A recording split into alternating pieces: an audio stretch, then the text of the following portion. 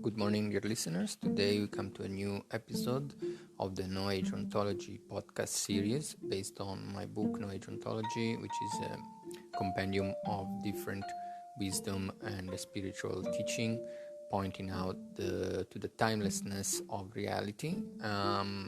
So today we speak a little bit about the illusion of self-identity and thoughts movement. So basically the ongoing experience of self-identity usually seems quite real and solid for all sentient beings. However, upon thorough investigation using different methods of meditative inquiry, for example, and other similar methods found in different spiritual and wisdom traditions, it becomes quite obvious that it is only an illusion. The self-identity is an illusion created by the combination of the quality of the clarity of the mind and the subtle energy which drives the movement of thoughts. So the combination of these two create the conditions and circumstances for the illusion of grasping at self-identity for every sentient being.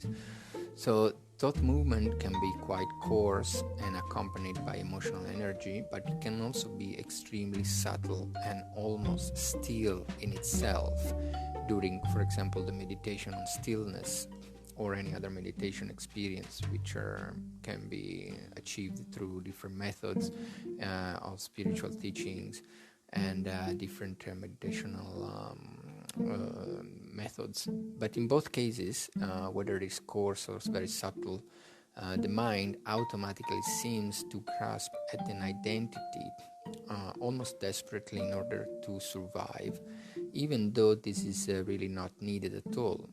In fact, one can function normally, any sentient being can function normally, and actually with exceptional clarity, without grasping at any self-identities, whether in the subject or the objects.